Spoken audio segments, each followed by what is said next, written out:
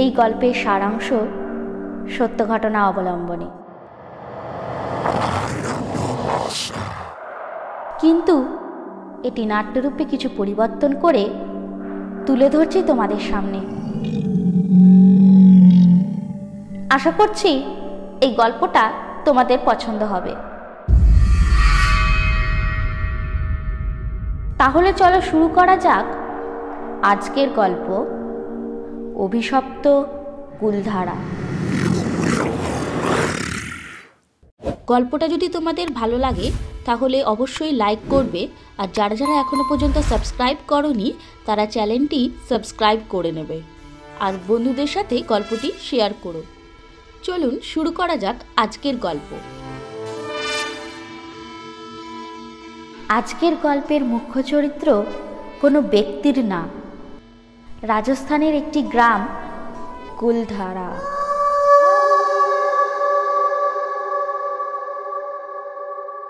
লোকের মুখে শোনা যায় এই গ্রামে কোনো এক সময় যখন মানুষ বাস করত তাদের সংখ্যা ছিল 1000-এর কাছে। কোনো এক কারণে এই গ্রামটি রাতারাতি মানবশূন্য হয়ে যায়।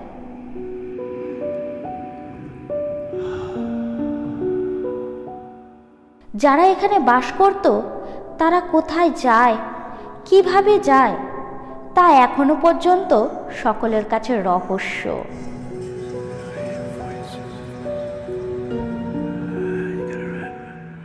এবং শোনা যায় সেই গ্রামের লোকেরা নাকি সেই গ্রামটি ছেড়ে যাবার সময় গ্রামটিকে অভিশাপ দেয়, কেউ এই গ্রামে এক রাতও কাটাতে পারবে না।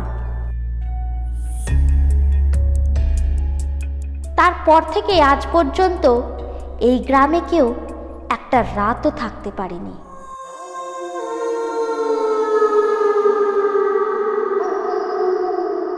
এই গ্রামটি জয়সালমের থেকে মাত্র 24 কিলোমিটার দূরে অবস্থিত। 24 কিলোমিটার দূরে অবস্থিত হলেও এর ভয়াবহতার জন্য অনেকে কুলধারার থেকে দূরত্ব বজায় রাখে। কিন্তু কিছু লোক এটাকে চ্যালেঞ্জ হিসাবে গ্রহণ করে।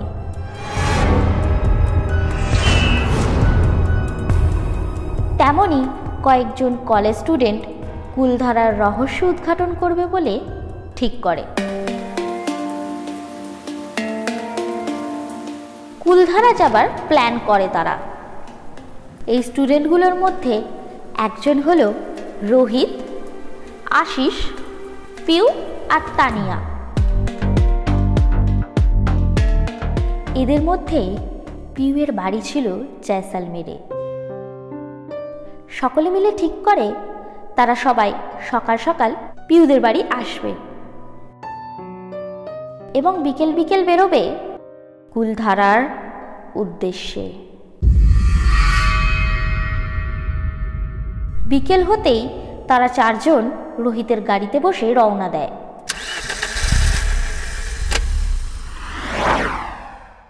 তারা সেখানে রাতে থাকবে বলে তাদের সাথে 2টো টেন্ট, খাবার জিনিস, জল আর টর্চ ইত্যাদি জিনিস নিয়ে যায়।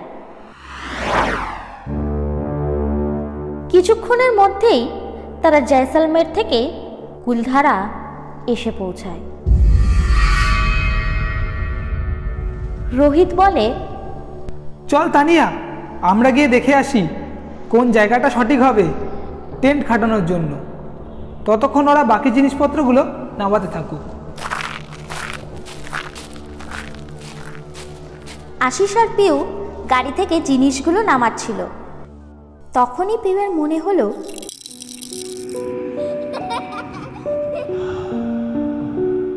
কারা যেন দূর থেকে ওদের ওপর নজর রাখছে।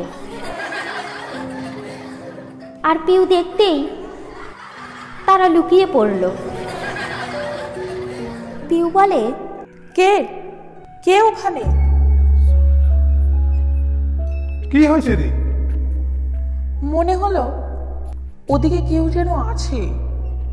চারিদিকে নিস্তব্ধতা, আশেপাশে কাউকে দেখা যাচ্ছে না। তখন হালকা হালকা সূর্যের আলো ছিল। পিউ আর আশিস মিলে ওই দিকে যায় এবং গিয়ে কাউকে দেখতে পায় না। কিন্তু গাড়ির সামনে তারা ফিরে এসে দেখে তাদের গাড়ির কাছের মধ্যে অনেকগুলো বাচ্চাদের হাতের ছাপ।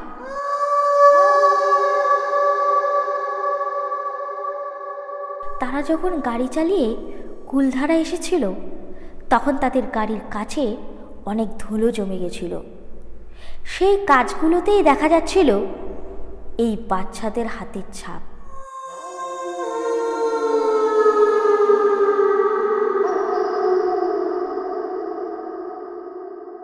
এখানে বাচ্চা কোথা থেকে এলো? হ্যাঁ তাই তো, কিছুক্ষণ আগেও তো কোনো দাগ ছিল না কাছে। আমার মনে হয় এখানে রাতে থাকার ব্যাপারটা ঠিক হবে না।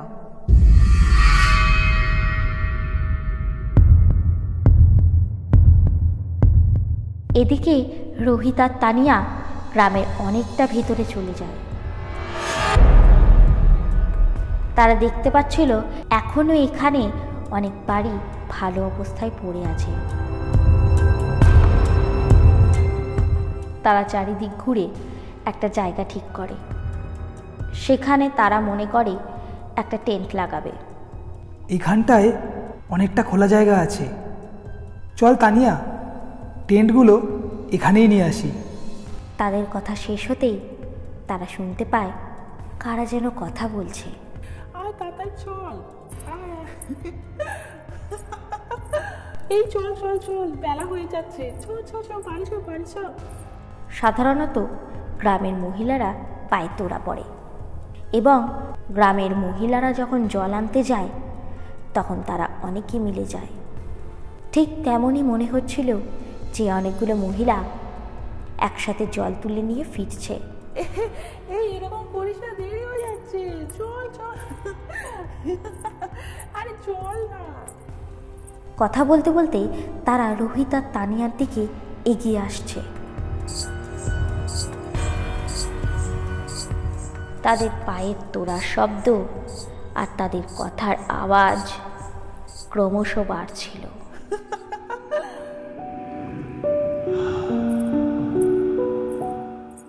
রোহিত আর তানিয়া চারিদিকে দেখতে থাকে।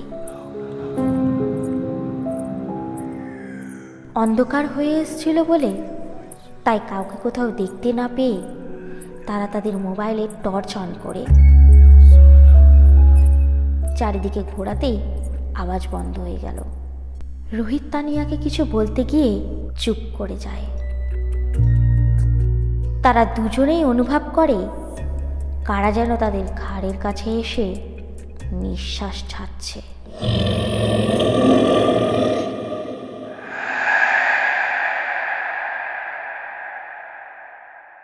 তাদের দুজনেরই গলা শুকিয়ে আসে। দুজন পাশাপাশি দাঁড়িয়েছিল, কিন্তু কেউ কাউকে কিছু বলার সাহস হচ্ছিল না।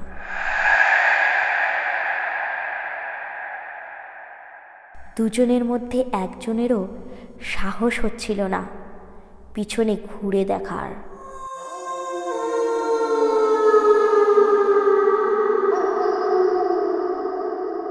অন্যদিকে আশিস পিউকে বলে, অনেকক্ষণ হয়ে গেল, ওরা কোথায় গেল বলতো? চল একবার গিয়ে দেখা যাক। আর হ্যাঁ, বড় টর্চটা সাথে নিয়ে নে। হ্যাঁ নিয়ে নিচ্ছি দাদা। তারা রোহিত আর তানিয়াকে খোঁজার জন্য যায়। অনেকক্ষণ খোঁজার পর তারা সেখানেই এসে উপস্থিত হয় যেখানে এতক্ষণ রোহিত আর তানিয়া ছিল।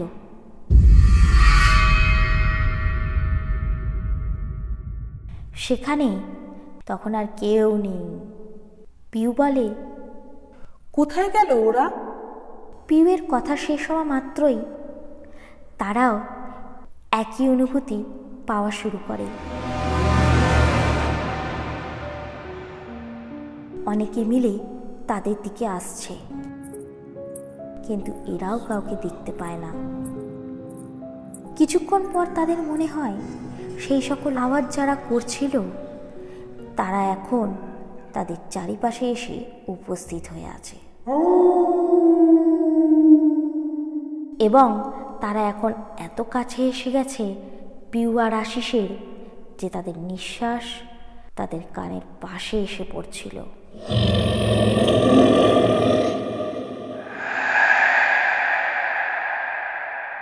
আশিসও স্তব্ধ হয়ে দাঁড়িয়ে থাকে, কিন্তু আর চোখে তাকিয়ে দেখে পিউ একেবারে ভয়ে কাঁপছে।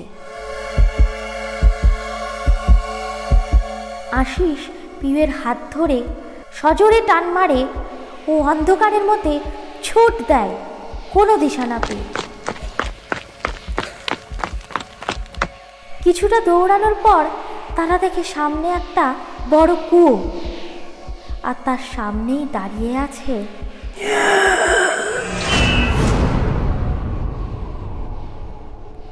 রোহিত আর তানিয়া। আশিস বলে ওঠে, কিরে তোরা এখানে? আমি তোদের জন্য কতক্ষণ ধরে অপেক্ষা করছিলাম। রোহিত বলে, এই কুয়োতে মনে হয় কেউ আছে।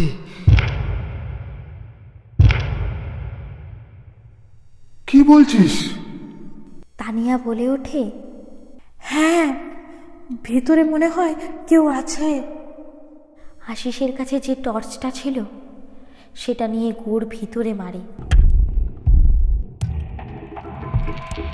কিন্তু কুয়োটা এতই ঘন অন্ধকার ছিল যে সেই টর্চের আলো মারার পরও কিছুই দেখা যাচ্ছিল না। আশিস একটু ঝুঁকে হাতটা আরেকটু নিচু করে টর্চটা মারে যাতে যদি কিছু দেখা যায়।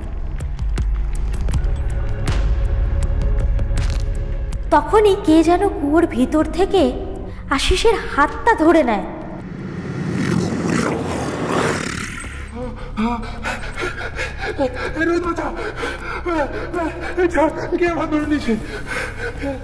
ভয়ে আশিসের হাতটা দিয়ে টর্চটা কুয়োর ভিতরে পড়ে যায়। টর্চটা যখন কুয়োর ভিতরে পড়ে যাচ্ছিল, টর্চের আলোয় আশিস দেখে কুয়োর মধ্যে আশিসই বসে আছে এবং সেই ওর হাতটা ধরে টানছে। আশিস থতমত খেয়ে যায় এবং বুঝতে পারে না সে কি করবে। রোহিতরা দেখে আশিস কুয়োর মধ্যে পড়ে যাচ্ছে। সবাই মিলে আশিসকে চেপে ধরে এবং কুয়োর বাইরে আশিসকে টেনে বার করে নিয়ে আসে। সেখান থেকে তারা ছুট দেয় গাড়ির দিকে, আর এক মুহূর্ত নষ্ট না করে আর তারা তখনই গাড়ি নিয়ে কুলধারা ছেড়ে বেরিয়ে যায়। কিছুটা রাস্তা আসার পর আশিস দেখে তার হাতের উপরিভাগের অংশে আর মাংস নেই। সেখান থেকে অনবরত রক্ত ঝরছে। মনে হচ্ছিল তার হাত থেকে কেউ মাংস কামড়ে ছিঁড়ে বার করে নিয়েছিল।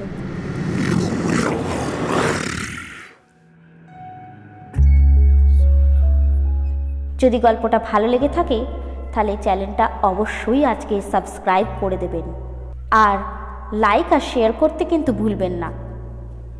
কোনো সাজেশন থাকলে কমেন্টে লিখে জানিও। তোমাদের কাছে এরকম যদি কোনো ভালো গল্প থাকে তাহলে আমাদেরকে অবশ্যই পাঠাতে পারো, আমরা তোমাদের গল্পটা ন্যারেট করব।